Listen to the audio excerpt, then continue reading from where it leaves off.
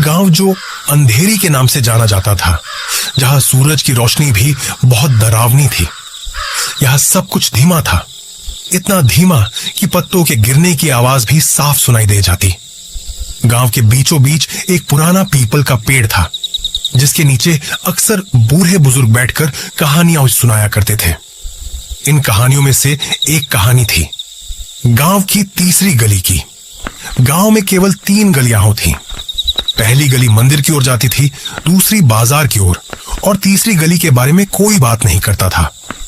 ऐसा नहीं था कि वह गली मौजूद नहीं थी, पर गांव वाले उसे अनदेखा करते थे, जैसे वह कोई बुरी याद हो।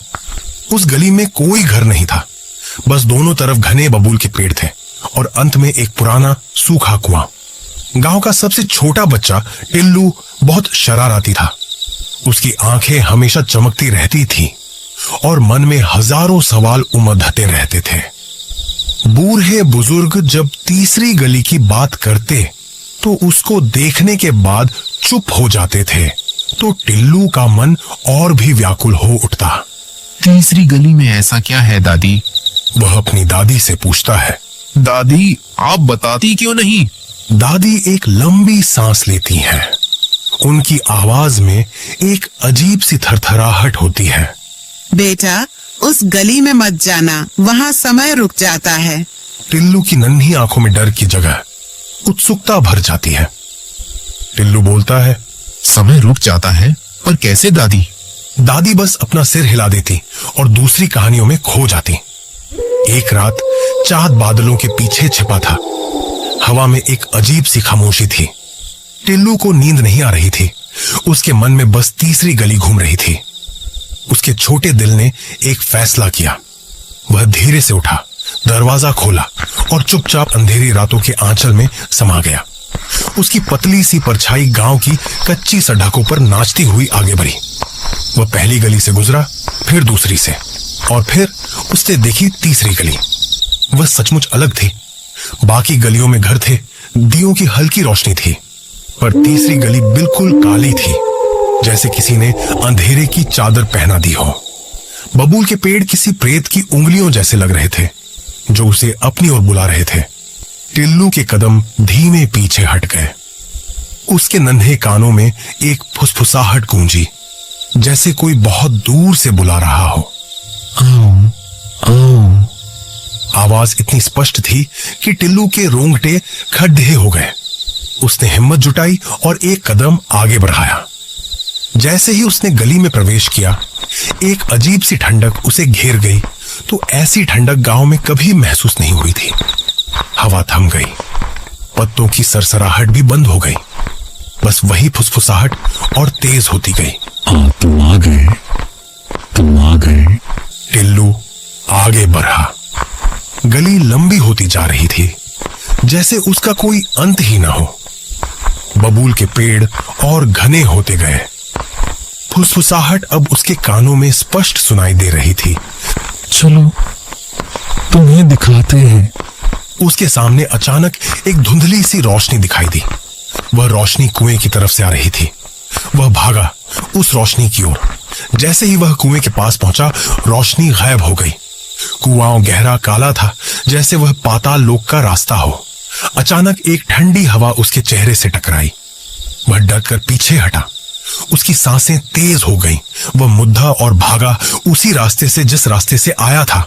वह भागता गया, भागता गया। गली खत्म ही नहीं हो रही थी। उसे लगा जैसे वह एक ही जगह पर दौड़ाच रहा हो। उसने अपनी पूरी ताकत लगाई। आखिरकार वह गली के आखिर पर पहुंचा। उसकी सांस फूल रही थी। वह गांव में वापस आ गया था। उसने अपने घर की तरफ देखा।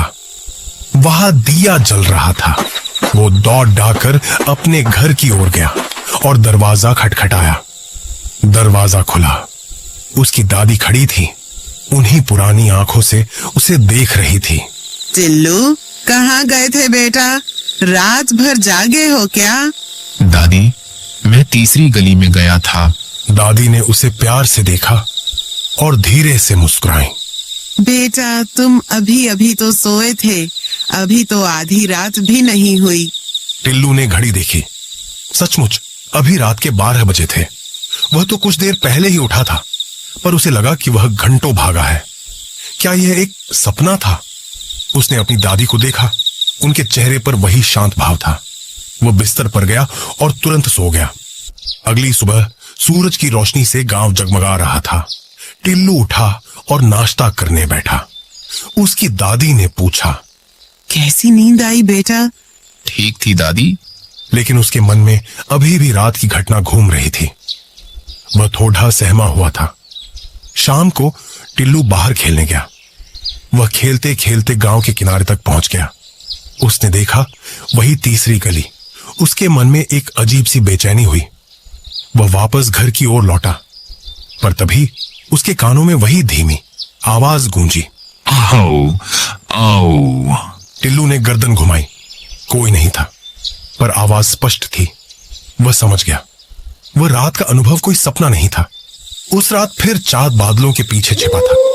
हवा में वही अजीब सी खामोशी थी। टिल्लू को नींद नहीं आ रही थी।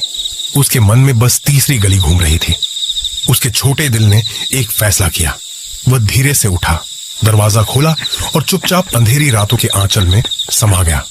उसकी पतली सी परछाई गांव की कच्ची सड़कों पर नाचती हुई आगे बढ़ी। वह पहली गली से गुजरा, फिर दूसरी से, और फिर उसने देखी तीसरी गली। वह सचमुच अलग थी। बाकी गलियों में घर थे, दियों की हल्की रोशनी थी, पर तीसरी गली बिल्कुल काली थी, जैसे किसी ने अंधेरे की चादर पहना दी हो। बबूल के पेड़ किसी प्रेत की उंगलियों जैसे लग रहे थे, जो उसे अपनी ओर बुला रहे थे। उसने हिम्मत जुटाई और एक कदम आगे बढ़ाया। जैसे ही उसने गली में प्रवेश किया, एक अजीब सी ठंडक उसे घेर गई। हवा थम गई। पत्तों की सरसराहट भी बंद हो गई। बस वही आवाज और तेज होती गई, तुम आ गए, तुम आ गए। और फिर से कहानी वहीं से शुरू हुई जहां से कल रात खत्म हुई थी। टिल्लू फिर उसी तीसरी गली के चक्रव्यूह में फंस गया था, जहां समय रुक जाता था और एक ही रात बार बार दोहराई जाती थी, हमेशा के लिए। और गांव में बूढ़े बुजुर्ग आज भी कहते थे, गांव की तीसरी गली में मत जाना, वहां समय रुक जाता